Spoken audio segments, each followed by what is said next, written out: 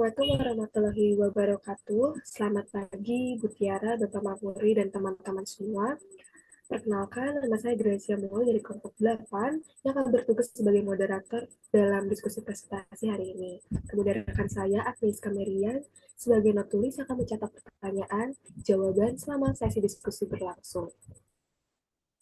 Hari ini kita akan mendengarkan presentasi dari kelompok 10 dan 9. Untuk teknis presentasinya, kelompok pertama akan mempresentasikan materi selama 15 menit, jika kurang akan diberikan waktu tambahan selama 2 menit.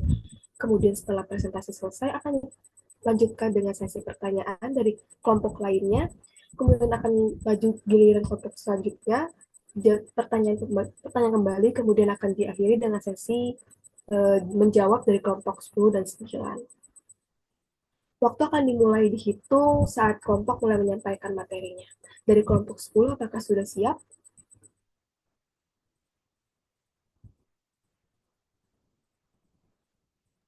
Sudah siap, moderator. Baik, jika sudah, kepada kelompok 10 saya persilakan.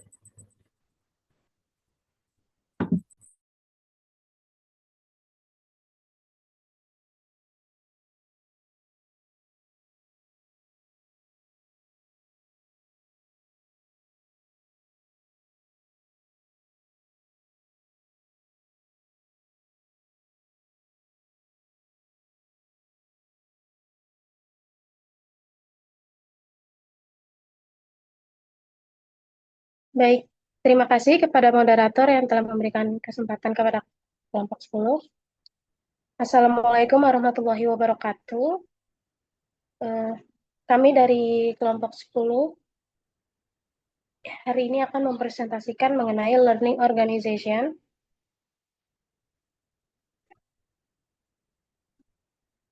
Anggota kelompok kami itu ada Maya Lestari Pasaribu dengan NIM akhir 053 dan saya sendiri Zahra Yusafitri dengan NIM 081.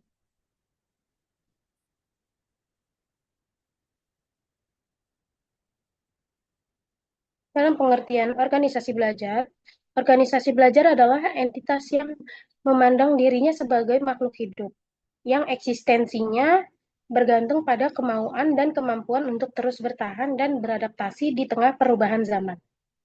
Dalam konteks sekolah, organisasi belajar mendorong terbentuknya komunitas pembelajar di mana seluruh anggotanya, manajemen, guru, siswa, staf, aktif belajar bersama untuk meningkatkan kapasitas diri secara kolektif.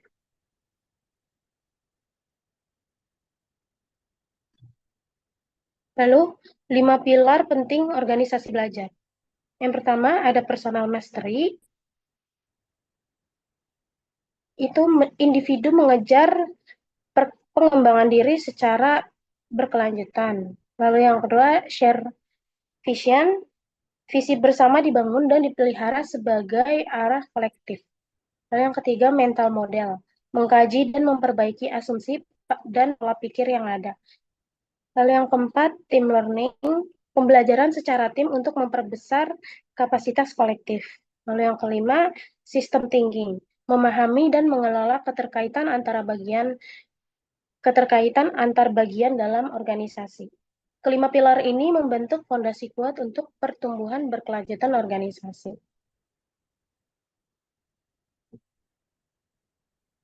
Lalu, organisasi belajar dalam konteks perguruan tinggi. Perguruan tinggi sebagai organisasi belajar bukan hanya berfungsi sebagai penyedia pendidikan, tetapi juga sebagai ruang kolaboratif di mana dosen, mahasiswa, tenaga kependidikan, dan seluruh komunitas kampus bersama-sama membangun kapasitas dan inovasi. Perguruan tinggi harus terus beradaptasi dengan perkembangan teknologi, dinamika global, perubahan kebutuhan industri, serta transformasi sosial. Dengan menerapkan prinsip organisasi belajar, perguruan tinggi menjadi lebih responsif terhadap perubahan, memperkuat budaya riset, mendorong kreativitas lintas disiplin, serta melahirkan lulusan yang siap menghadapi tantangan dunia nyata.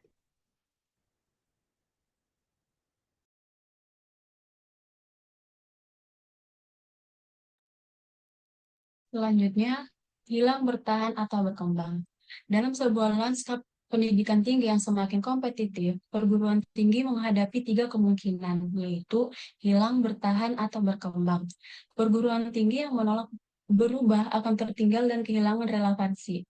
Perguruan tinggi yang bertahan mungkin mampu menyesuaikan diri dalam jangka pendek, namun tidak akan mencapai kemajuan signifikan. Sebaliknya, perguruan tinggi yang secara proaktif mengadopsi budaya belajar, mendorong inovasi, dan memperkuat kolaborasi lintas sektor akan berkembang dan menjadi pemimpin dalam ekosistem pendidikan nasional maupun global. Pilihan antara hilang, bertahan, atau berkembang ditentukan oleh strategi, komitmen terhadap pembelajaran, dan keberanian untuk berubah. Perguruan tinggi masa depan adalah mengadopsi prinsip organisasi belajar, yaitu adaptif, kolaboratif, inovatif, dan berorientasi pada masa depan. Bertahan saja tidak cukup. Untuk berdaya, perguruan tinggi harus berani untuk berkembang. Next.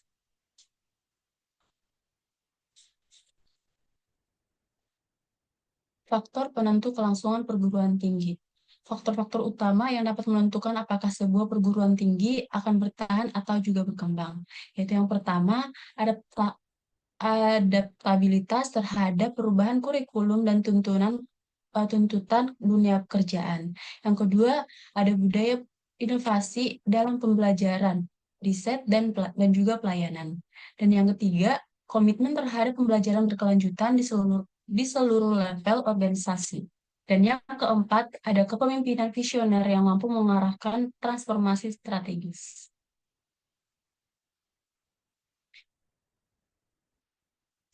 Kesimpulan. Untuk kesimpulan, di tengah dinamika globalisasi dan transformasi teknologi, kemampuan untuk belajar dan berinovasi menjadi fondasi utama kelangsungan perguruan tinggi. Dengan perguruan tinggi yang menjadi organisasi belajar, akan mampu menciptakan ekosistem akademik yang adaptif, kreatif, dan kolaboratif. Melalui komitmen terhadap prinsip pembelajaran berkelanjutan, perguruan tinggi dapat menghindari stagnasi, meningkatkan relevansi, dan melahirkan generasi masa depan yang siap berkontribusi dalam membangun masyarakat global saat ini.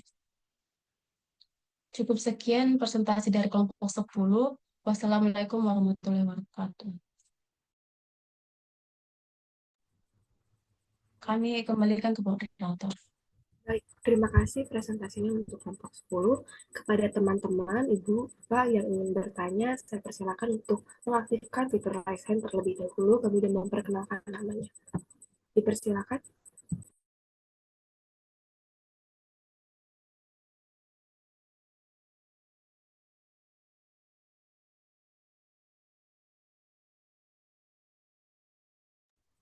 Baik, sudah ada dari kelompok 6. Kepada Safira, saya persilakan untuk memberikan pertanyaan. Terima kasih, perkenalkan saya Safira Aulia Haq dari kelompok 6. Saya ingin bertanya, apa peran kepemimpinan visioner dalam mendukung transformasi perguruan tinggi menjadi organisasi belajar yang adaptif dan inovatif? Terima kasih.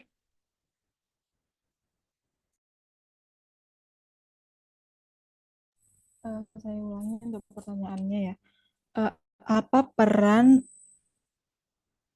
kepemimpinan visioner dalam mendukung transformasi perguruan tinggi menjadi organisasi belajar yang adaptif dan informatif? Apakah benar? Dan inovatif. Ya, adaptif dan inovatif. Oke. Ya. Terima kasih. Baik, terima kasih Safira. Untuk kelompok selanjutnya, apakah ada yang ingin memberikan pertanyaan kembali kepada kelompok 10?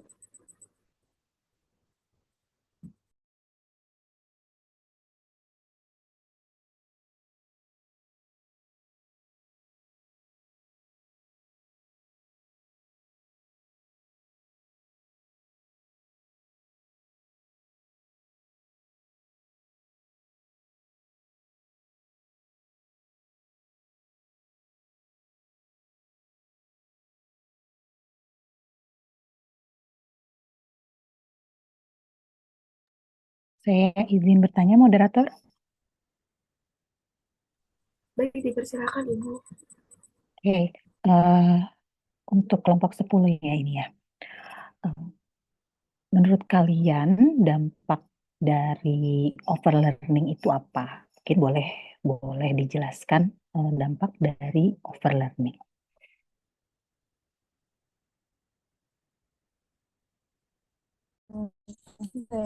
Ini pertanyaannya, Bu. Jadi pertanyaan dari Bu Tiara adalah dampak dari overlearning. Baik, terima kasih, Bu. Baik, terima kasih pertanyaan Bu Tiara. Apa dari teman-teman yang lain? Apakah ada yang ingin memberikan pertanyaan kembali?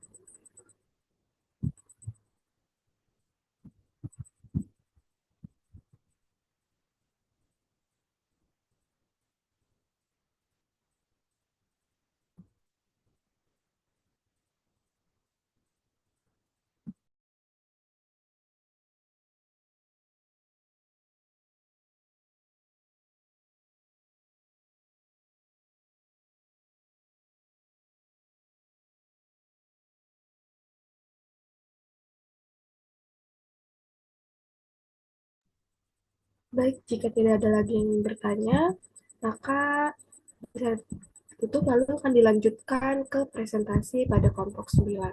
Kepada kelompok 9, saya persilakan. Terima kasih moderator, saya izin untuk share screen ya Ibu.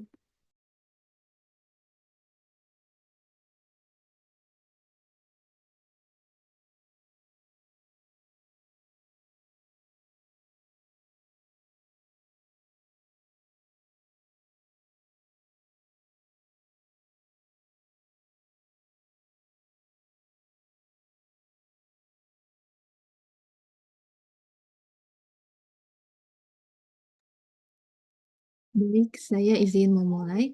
Assalamualaikum warahmatullahi wabarakatuh. Kami dari kelompok 9 akan mempresentasikan hasil diskusi kami mengenai learning organization sebagai kunci antara organisasi yang hilang, bertahan, atau berkembang dalam era kompleksitas. Sebelumnya saya izin mengucapkan terima kasih kepada Ibu Tiara dan Pak Memori selaku dosen pengampu komunikasi bisnis dan teman-teman semuanya yang sudah hadir pada kesempatan hari ini. Next slide.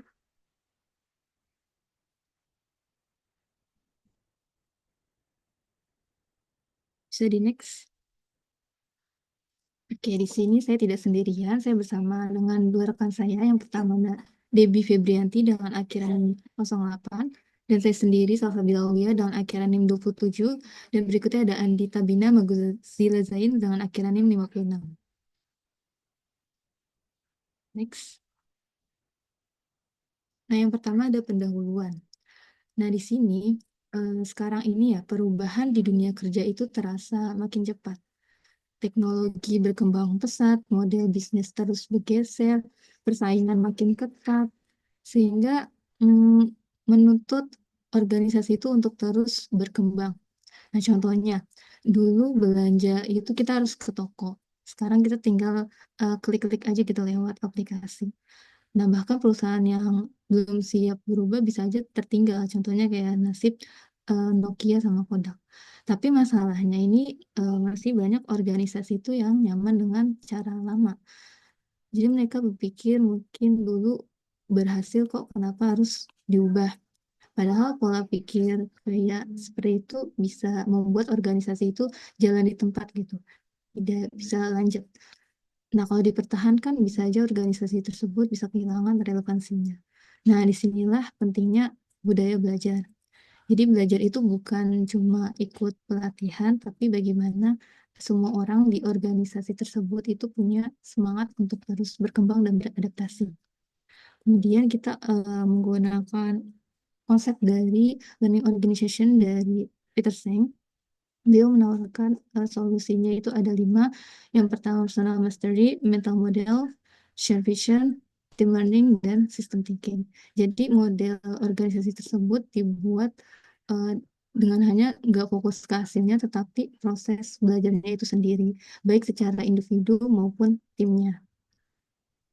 Nah, beberapa penelitian yang kami relevansikan juga terdapat dari Pernamasari yang tahun 2019 itu juga mengatakan bahwa penerapan learning organization itu meningkatkan kinerja dan kesiapan menghadapi perubahan. Sehingga membangun budaya belajar itu di dalam organisasi itu bukan jadi pilihan ya, tetapi menjadi suatu keharusan, terutama di era sekarang yang kompleksitas. Bisa di next.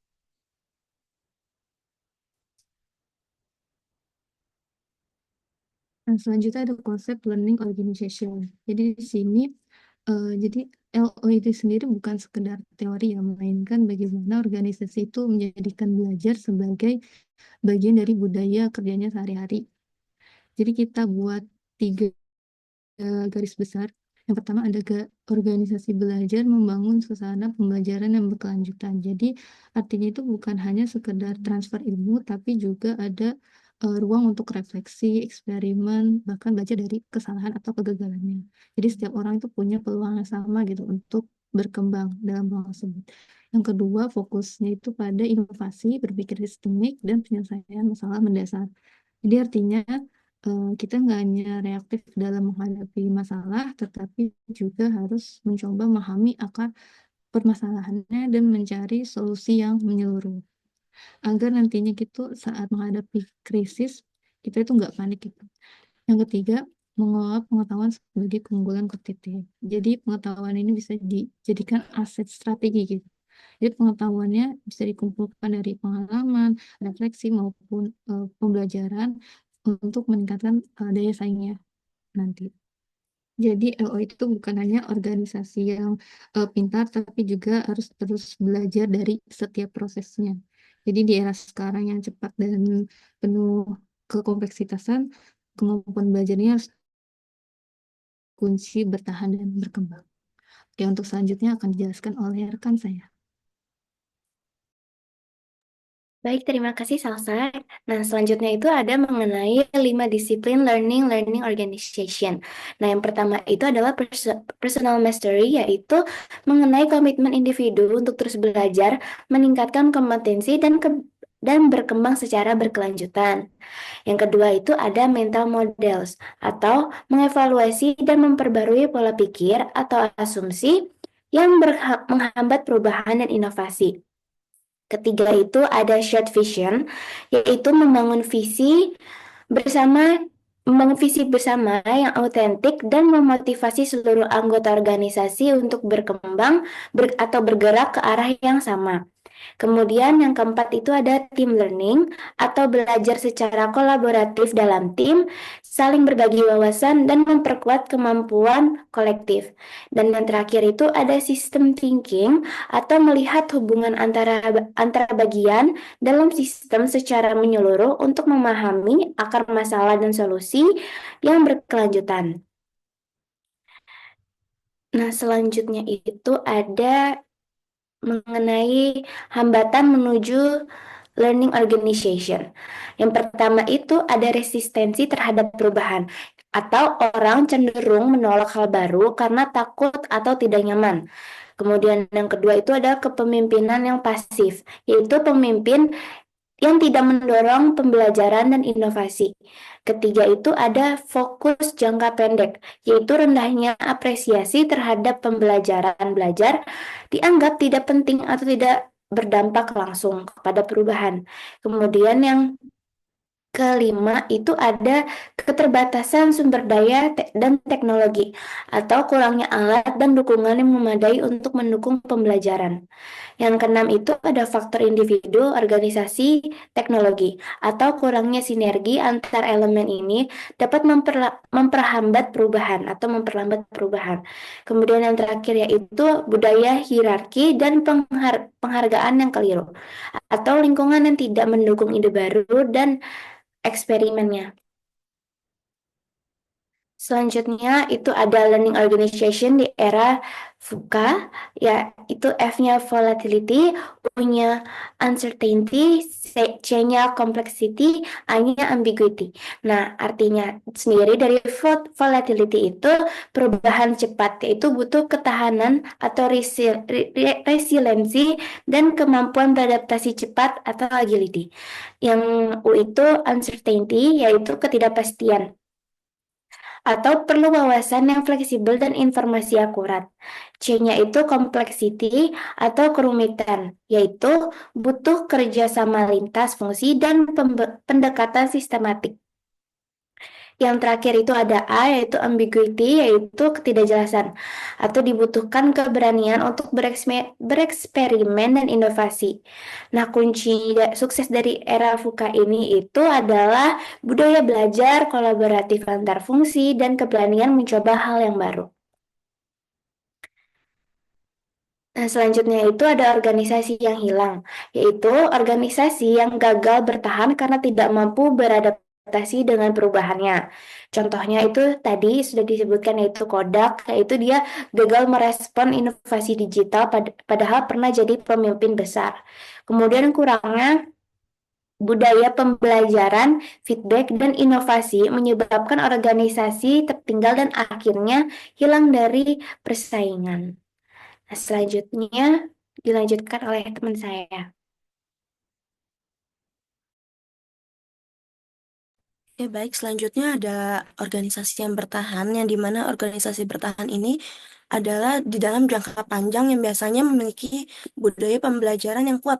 Artinya, ketika organisasi bertahan ini adalah dia tuh terus belajar dan bertahan dan terus memperbaiki diri.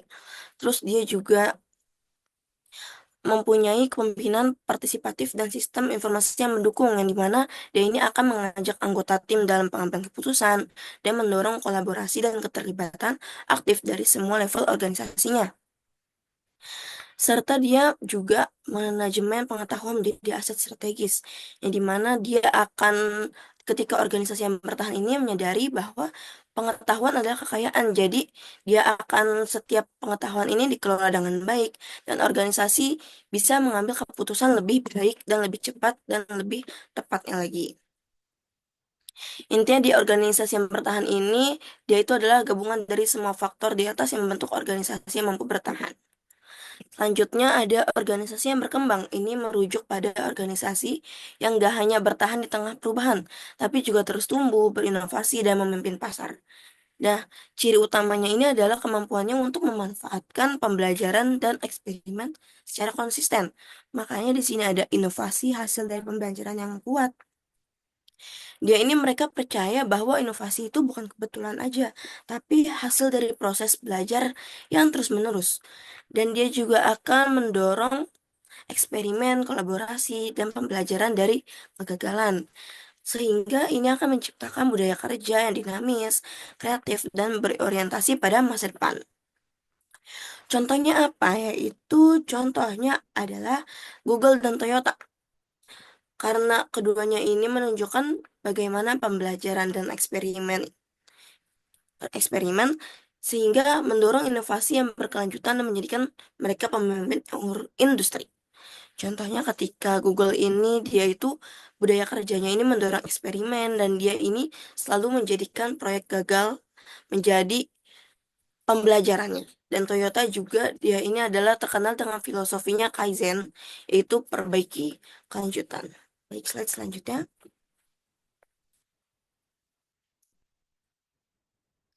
Nah, di sini ada peran sistem thinking. Peran sistem thinking itu adalah berpikir sistemik. Adalah pendekatan yang digunakan untuk melihat organisasi sebagai suatu keseluruhan yang saling terhubung, bukan hanya kumpulan bagian terpisah.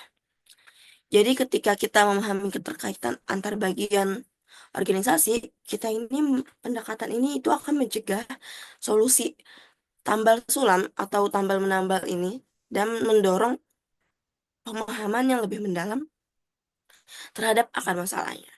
Nah, yang kedua kita ada fokus pada struktur sistem, bukan sekadar gejala. Dan ini akan membantu menghasilkan solusi yang berkelanjutan dan menyeluruh, bukan solusi jangka pendek. Lalu, penting untuk strategi jangka panjang di era kompleks.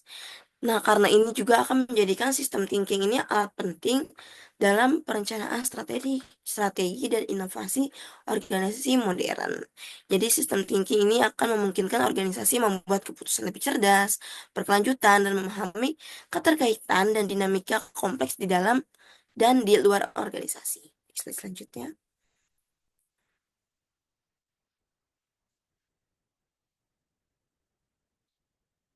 Kesimpulannya yang didapat dari sini adalah learning organization, yaitu adalah kunci keberlanjutan dan keunggulan. Yaitu ketika kita berbicara dengan learning organization, dia tuh adalah organisasi yang secara aktif akan menciptakan, memperoleh, mentransfer pengetahuan serta mengubah perilaku berdasarkan pengetahuan tersebut, sehingga ketika organisasi ini seperti ini akan mampu bertahan dalam ketidakpastian dan meraih keunggulan kompetitif karena mereka nggak hanya bereaksi tapi mereka terus belajar dan berinovasi secara proaktif.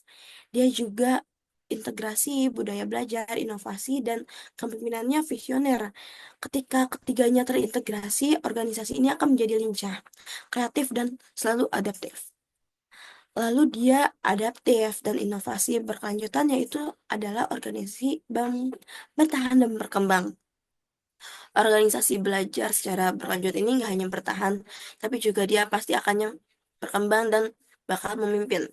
Jadi kesimpulannya, learning organization ini bukan sekedar konsep, melainkan strategi utama untuk berkelanjutan jangka panjang. Dan dia juga akan mengedepankan pembelajaran, inovasi, dan kepemimpinan yang visioner. Organisasi ini akan siap menghadapi kompleksitas zaman dan menjadikan pelaku perubahan, bukan korban perubahan. Oke, baik. Mungkin itu saja dari kelompok kami. Kurang lebihnya mohon maaf. Terima kasih kepada Bu Tiara selaku dosen di komunikasi bisnis ini. Dan terima kasih juga pada teman-teman. Wassalamualaikum warahmatullahi wabarakatuh.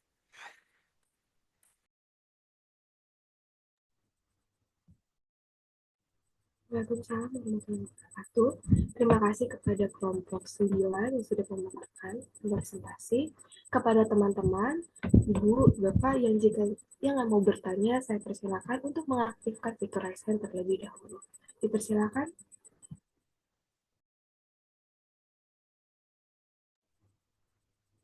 Baik, sudah ada dari kelompok 7, Salman, saya persilakan untuk bertanya. Oke, terima kasih moderator atas kesempatannya. Untuk pertanyaan dari saya itu ke kelompok 9, apa konsekuensinya jika organisasi terlalu fokus pada sistem tanpa mempertimbangkan orang-orang yang ada di dalamnya? Izinkan saya untuk mengulangi pertanyaannya. Pertanyaannya adalah, apa konsekuensinya jika organisasi terlalu fokus pada sistem bahkan orang ada di dalam organisasi tersebut? Izin menambahkan, pada sistem tanpa mempertimbangkan orang-orang di dalamnya. Oke, saya ulangi kembali. Jadi pertanyaannya itu adalah, apa konsekuensi jika organisasi terlalu fokus pada sistem tanpa mempertimbangkan orang-orang yang di dalamnya? Betul. Baik, terima kasih Salman untuk pertanyaannya. Selanjutnya dari kelompok 5, Lailatul Rahma. Baik, terima kasih kepada moderator yang kami persilakan. Perkenalkan saya Lailatul Rahma dari kelompok 5 ingin bertanya kepada kelompok 9. Apa yang lebih berbahaya untuk masa depan organisasi? Apakah itu kesalahan besar atau pola pikir yang lama?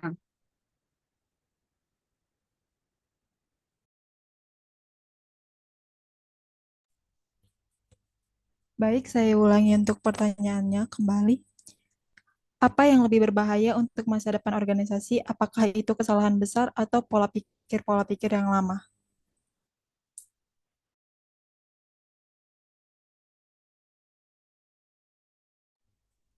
Apakah sudah benar? Iya, benar.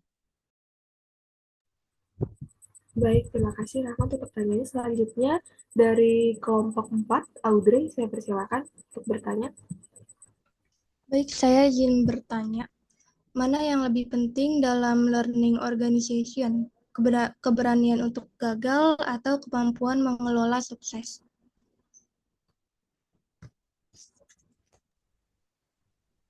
Saya ulang untuk pertanyaannya. Pertanyaan adalah, mana yang lebih learning organization? keberanian untuk gagal, atau kemampuan mengelola. Iya, benar. Baik, terima kasih Audrey untuk pertanyaannya. Selanjutnya, apakah dari ruang Zoom ini ada yang ingin bertanya kembali? Saya persilakan. Sudah 4 penanya ya? 3, Ibu. Oh, 3. Oke. Ya sudah, berarti pertanyaan saya boleh sama saja seperti kelompok yang tadi ya. Baik, Ibu. Baik, pertanyaan sama dengan kelompok 4 dari Audrey. Baik, terima kasih teman-teman yang sudah aktif bertanya dan Ibu. Selanjutnya kita akan ke sesi menjawab, dimulai dari menjawab pertanyaan untuk kelompok 10. Kepada kelompok 10, saya persilakan untuk menjawab pertanyaan.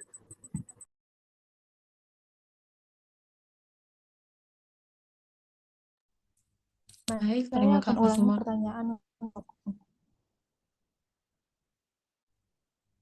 Izinkan saya mengulangi pertanyaan untuk kelompok. Yang pertama ada dari kelompok 6 dari Safira. Apa kepemimpinan visioner dalam mendukung transformasi perguruan tinggi menjadi organisasi aktif dan inovatif? Yang kedua ada dari Putiara. Apa dan dari overlearning? Terima kasih.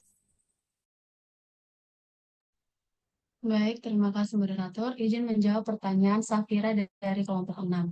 Dapat diketahui bahwa kepemimpinan visioner memiliki peran yang sangat-sangat penting dalam proses transformasi perguruan tinggi menjadi organisasi belajar. Seorang pemimpin visioner tidak hanya akan menetapkan atau menentukan arah dengan tujuan jangka panjangnya, akan tetapi juga mampu menggerakkan seluruh sivitas akademik untuk berjalan menuju perubahan yang akan lebih baik lagi. Mereka mendorong terciptanya budaya pembelajaran yang berkelanjutan, terbuka terhadap kritik dan gagasan baru, serta akan mendukung terciptanya inovasi di berbagai aspek kampus. Pemimpin visioner juga memiliki kemampuan untuk mengelola perubahan secara strategis, menjaga semangat kolaborasi, dan menciptakan lingkungan yang aman untuk bereksperimen. Dan juga belajar dari kegagalan yang telah dilaluinya. Dengan peran itu, perguruan tinggi dapat bertumbuh menjadi institusi yang adaptif, progresif, dan mampu bertahan dan juga berkembang di tengah tantangan zaman. Apakah pertanyaannya sudah terjawab? Sudah, terima kasih. Baik, terima kasih, Safira.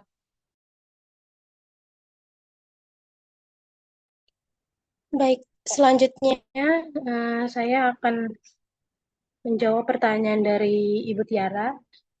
Jadi seperti yang kita tahu ya, overlearning itu kan kondisi di mana kita belajar berlebihan sampai melewati titik sudah cukup paham gitu. Jadi di satu sisi overlearning memberikan dampak positif atau manfaat kepada mahasiswa, yaitu penguasaan materi yang lebih mendalam. Lalu materi yang kita pelajari ketika kita overlearning itu biasanya bertahan lebih lama dalam ingatan. Saat presentasi pun kita sering merasa gugup kan, hingga kita kadang lupa materi. Tapi dengan overlearning, meskipun dalam kondisi tertekan, pikiran kita tetap dapat mengingat atau mengakses pengetahuan saat presentasi. Namun, di sisi lain, overlearning juga memberikan dampak negatif, seperti kelelahan kita kelelahan dalam bentuk mental, jadi terus penggunaan waktu yang menjadi tidak efisien, pola pikir kita yang menjadi kaku juga, lalu yang terakhir itu fokus kita antar mata kuliah menjadi tidak seimbang. Mungkin menurut saya untuk dampak positif dan dampak negatif dari overlearning seperti itu, Ibu Tiara. Baik, nanti saya tanggapi setelah kelompok selanjutnya ya.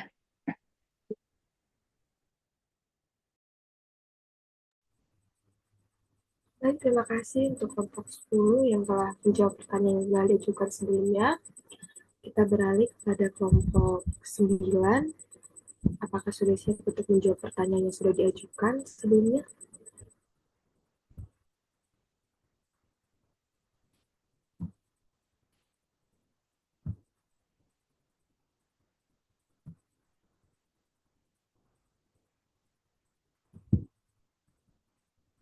Bagaimana dengan kelompok 9? Gracia, izinkan saya untuk mengulangi pertanyaan ya. Silakan tulis. Oke, jadi untuk kelompok 9 ada 4 pertanyaan. Yang pertama dari kelompok 7 yaitu Salman. Apa konsekuensi jika organisasi terlalu fokus pada sistem tanpa mempertimbangkan orang-orang yang ada di dalamnya? Pertanyaan kedua dari kelompok 5 yaitu Rahma. Apa yang lebih berbahaya untuk masa depan organisasi? Apakah itu kesalahan besar atau pola pikir yang lama? Yang ketiga ada pertanyaan dari kelompok 4 yaitu dari Audrey, mana yang lebih penting dalam learning organization, keberanian untuk gagal atau kemampuan mengelola sukses? Dan yang keempat juga dari Ibu Tiara, pertanyaan yang sama, apa dampak dari overlearning? Terima kasih. Oke, baik, saya izin menjawab untuk pertanyaan yang kedua terlebih dahulu dari kelompok 5, yaitu Ratu Rahma, pertanyaan dari Ratu Rahma, itu mengenai apa yang lebih berbahaya untuk masa depan organisasi antara kesalahan besar atau pola pikir yang lama. Jadi menurut kami itu pola pikir lama justru lebih berbahaya bagi masa depan sebuah organisasi dibandingkan kesalahan besar. Mengapa demikian? Karena kesalahan besar itu walaupun menyakitkan, seringkali menjadi momen suatu pembelajaran gitu yang sangat berarti. Jadi misalkan suatu organisasi melakukan kesalahan, pastinya organisasi tersebut akan bertindak cepat untuk mengevaluasi, memperbaiki sehingga dapat bangkit kembali gitu, menjadi lebih kuat. Tapi beda ceritanya dengan pola pikir yang lama. Nah, pola pikir yang lama itu bisa jadi karena pola pikir yang kaku, menolak inovasi, atau merasa udah cukup gitu dengan keadaan sekarang. Tapi dengan pola-pola tersebut bisa saja membuat organisasi itu jalan di tempat. Sehingga mungkin awalnya itu terlihat terasa aman gitu dengan pola pikir tersebut. Tapi sebenarnya organisasi itu tuh bisa aja sedang perlahan tertinggal gitu dari dunia yang terus berubah. Nah, jadinya organisasi itu yang masih terpaku pada pola lama itu bisa sulit adaptasi, sulit menerima masukan baru, dan akhirnya itu bisa kehilangan relevansinya. Nah, oleh karena itu, meskipun kesalahan besar terasa berat, tapi itu merupakan suatu proses tumbuh. Sedangkan pola pikir yang lama itu kalau dibiarkan bisa jadi suatu penghambat gitu untuk terus berkembang. Begitu jawabannya. Bagaimana kelompok 5, apakah sudah terjawab? Terjawab. Terima kasih. Terima kasih juga. Baik, selanjutnya saya akan menjawab pertanyaan dari Salman, yaitu apa konsekuensinya jika organisasi ini terlalu fokus pada sistem tanpa mempertimbangkan orang-orang di dalamnya. Pastinya organisasi ini akan kehilangan semangat untuk berinovasi dan loyalitas. Kenapa? Karena ketika kita mempelajari learning organization, dia itu adalah sistem dan manusia ini harus terus tumbuh bersama. Kalau misalkan organisasi hanya fokus pada sistem, kayak prosedurnya doang, target, tapi mengabaikan peran dan kebutuhan manusia di dalamnya, pasti kan akan menimbulkan ketidakseimbangan ya. Karyawan pastinya nggak merasa dihargai, terus kreativitasnya terhambat, dan juga partisipasi dari karyawan ini akan menurun. Akibatnya sistem ini cuma sekedar rutinitas aja, tapi nggak ada maknanya. Dan organisasi ini juga pasti bakal kehilangan kemampuan untuk beradaptasi dan serta berinovasi. Karena sistem yang kuat ini kalau nggak disertai dukungan, keterlibatan, dan kepemilikan dari orang-orang di dalamnya, justru cuma membuat organisasi ini cuma kaku, dingin, dan pastinya dalam jangka panjang ini mudah rapuh ketika menghadapi perubahan saat kritis. Itu saja jawaban dari saya. Apakah terjawab, Salman? Sudah terjawab, Devi. Terima kasih kelompok 9. Terima kasih, Salman. Baik, saya selanjutnya akan menjawab pertanyaan dari kelompok 4, yaitu mengenai mana yang lebih penting dalam learning organization, keberanian untuk gagal atau kemampuan untuk mengelola sukses. Nah, bagi kami, kelompok 9, yang lebih penting itu untuk eh, berani untuk gagal, karena dalam learning organization, kegagalan itu bukan hal yang harus kita takutin, malah jadi kita harus belajar dari kegagalan tersebut. Kalau kita terlalu fokus sama sukses, pengen sukses terus, tapi kita takut untuk gagal, itu nanti kita jadi takut untuk ambil resiko eh, dan nggak berani nyoba hal yang baru, di mana untuk menjadi organisasi yang lebih baik itu pasti kita harus punya seenggaknya histori mengenai kegagalan kita yang sebelumnya. Terus kita jadi bisa tahu nih dalam kegagalan itu kita bisa memperbaiki apanya, jadi biar gak gagal lagi. Kemudian kita jadi punya mental yang siap untuk gagal, tapi kita juga tetap semangat untuk bangkit lagi. Makanya itu jadi kunci untuk bisa terus maju dari tengahnya perubahan yang cepat. Jadi intinya yang paling penting itu adalah untuk berani untuk ambil resiko dan berani untuk gagal. Bagaimana kelompok keempat, apakah sudah mendapatkan jawaban yang diinginkan? Sudah, terima kasih. Baik, terima kasih. Selanjutnya saya juga akan menjawab pertanyaan dari Ibu Tiara, yaitu mengenai dampak dari overlearning. Nah, bagi kelompok kami, overlearning itu sebenarnya penting banget karena kita butuh untuk mendapatkan pembelajaran baru. Tapi, kita tuh jangan sampai lupa akan yang pertama kesehatan diri. Kadang tuh ada orang yang suka emang hobinya untuk belajar, mendapat hal-hal baru, tapi dia jadi nggak memperhatikan dirinya sendiri. Jadi kayak lupa makan dan semacamnya. Nah itu tuh bakalan ngebuat tubuh fisik kita tuh jadi capek juga dan bisa jadi burnout, bisa jadi maaf kasarnya kayak linglung karena bingung nih mau fokus ke hal yang mana. Terus habis itu eh, em, kalau dari overlearning itu kita jadi cuman terpaku sama satu cara atau informasi, padahal dunia itu bisa berubah. Nah, karena selain dari kita belajar, kita juga butuh adanya bersosialisasi.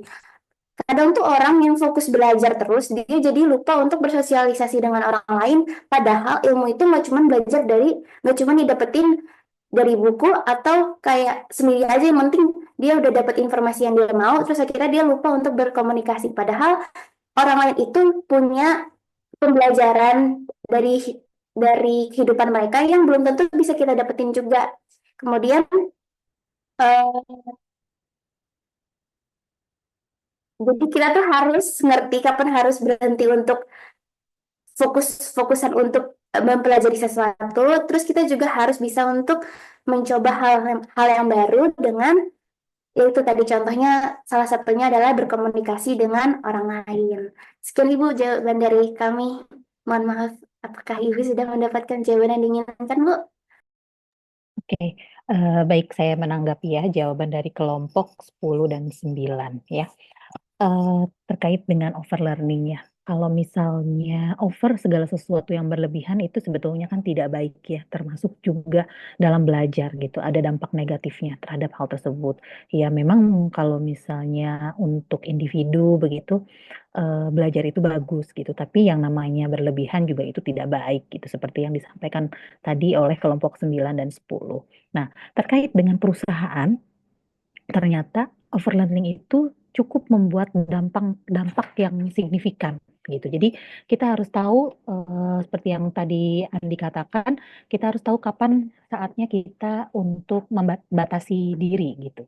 Ya, karena kalau kalian tahu Kodak ya, kalian pernah tahu kan tentang Kodak? Ternyata Kodak itu eh, mereka itu bangkrutnya itu bukan karena tidak belajar teknologi, tapi karena terlalu banyak mempelajari tentang teknologi.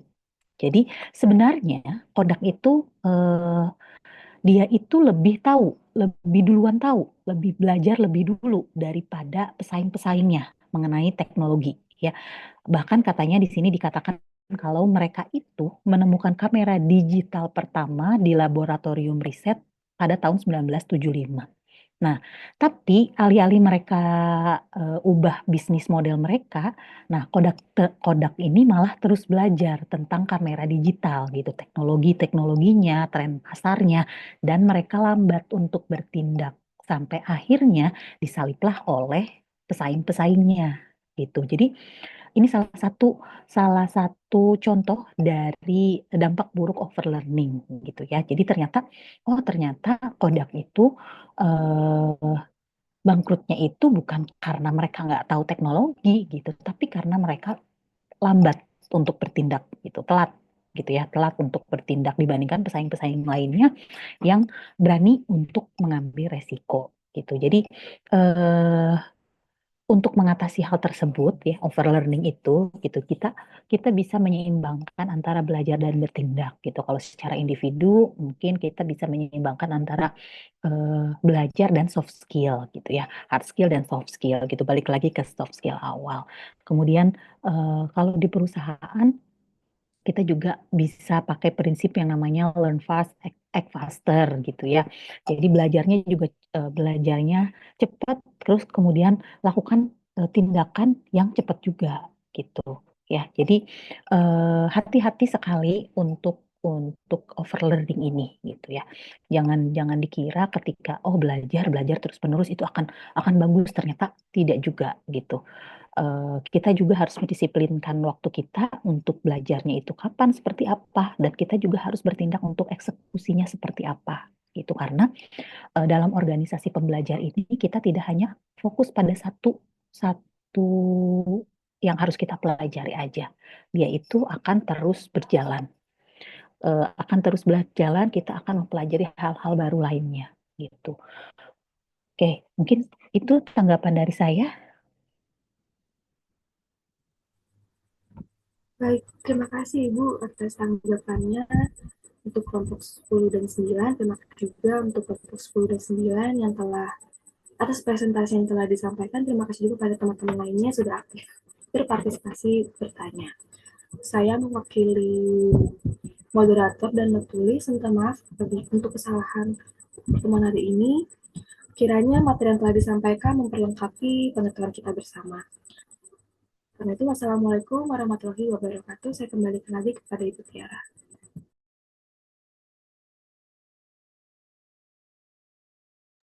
Waalaikumsalam warahmatullahi wabarakatuh. Oke. Beri aplaus dulu untuk kedua kelompok yang sudah presentasi. Oke. Hari ini berarti kita tinggal 3 kali lagi ya presentasi ya. Nah nanti sebentar saya share screen dulu ya.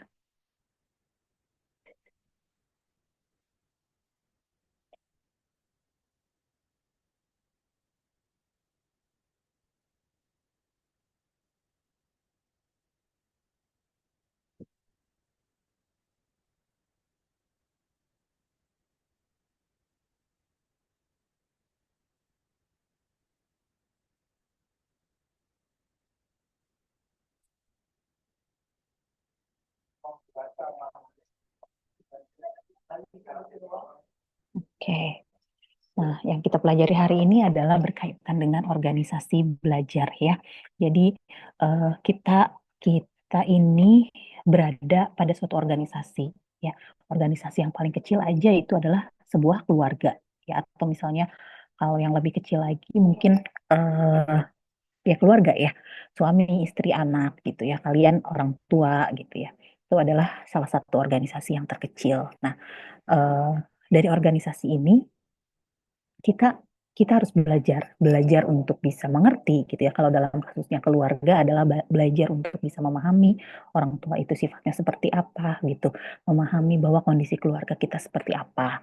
Kalau dalam kasus perusahaan kita juga harus bisa memahami kondisi perusahaan kita itu seperti apa, nantinya ingin perusahaannya menjadi seperti apa, dikembangkan seperti apa gitu ya. Jadi kita akan terus berada dalam lingkungan organisasi belajar ya, dan memang tidak bisa lepas gitu dari hal tersebut ya. Nah, berkaitan dengan organisasi belajar, tentu kita harus belajar setiap waktu, ya. Nah, apakah dengan belajar itu apa yang akan terjadi dengan kita belajar itu? Apakah kita bisa bertahan? Apakah kita bisa berkembang gitu ya? Atau malah kita menjadi hilang gitu? Nah, itu tergantung dari bagaimana kita memprosesnya. Ya, jika dalam kasus perusahaan, mungkin bisa juga kita misalnya sebagai pemimpin perusahaan agar agar karyawan-karyawannya kemampuannya bisa berkembang lebih baik, misalnya diadakan pelatihan-pelatihan. Itu salah satu cara untuk untuk mengembangkan kemampuan-kemampuan yang kita miliki. Itu salah satu cara untuk kita belajar gitu dalam kasus di perusahaan gitu ya. Nah, kemudian kita juga bisa mempelajari dari hal-hal terkini gitu. Sekarang trennya apa nih? Gitu ya. Sekarang kan trennya orang-orang di banyak banyak TikTok gitu ya. Banyak live shopping di TikTok gitu ya. Nah, kita bisa belajar gitu dari hal-hal seperti itu, dari hal-hal yang ada di sekitar kita. Ya. Nah, minggu depan berarti kita akan membahas mengenai ini. Masih mengenai organisasi yang belajar ya. Nah, kaitannya bagaimana menjadi organisasi belajar. Sorry, yang ini ya. Temanya adalah ini ya, bagaimana menjadi organisasi belajar. Ya. Nah, silakan kalian buat artikel dan presentasinya begitu ya. Kemudian ini nanti kita akan membahas mengenai difusi dan inovasi, kemudian eh, satu lagi yaitu melaksanakan difusi inovasi. Gitu. Jadi tinggal 3 kali lagi kita presentasi, nanti selanjutnya kalian bisa ke perusahaan. Nah, untuk lebih rinci ke perusahaannya nanti akan dijelaskan lebih lanjut gitu. Nah, minggu depan itu jadwalnya sebentar ya. Ini tuh kelas hari Selasa ya harusnya ya. Hari Selasa. Nah, minggu depan juga kebetulan saya nggak bisa hadir di hari Selasa. Mungkin harus diganti, harus dijadwalkan untuk KP lagi gitu. Saya kemungkinan bisanya di hari Kamis atau Jumat gitu gimana?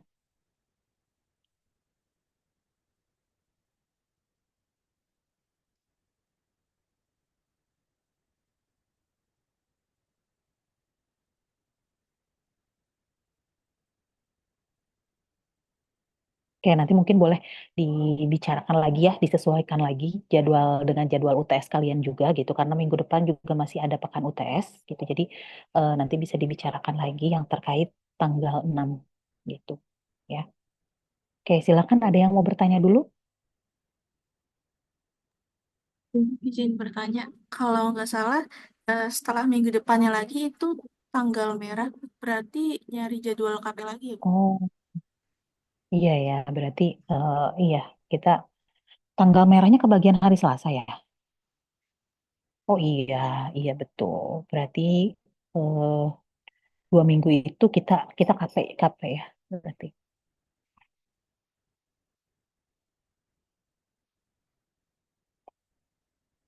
Ya mau nggak mau ya di 2 minggu itu kita KP berarti ya.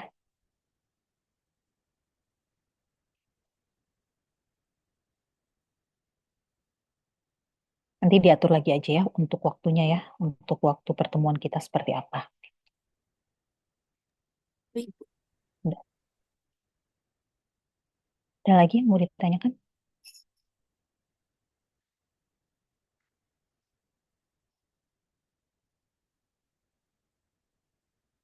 Oke, baik. Kalau tidak ada yang ditanyakan untuk perkuliahan hari ini, saya cukupkan sampai sini saja. Silakan kalian untuk mempersiapkan materi untuk perkuliahan selanjutnya, ya presentasi untuk perkuliahan selanjutnya. Saya tutup ya. Assalamualaikum warahmatullahi wabarakatuh. Salam. Terima kasih, Bu. Ya, izin live. Terima kasih, Bu.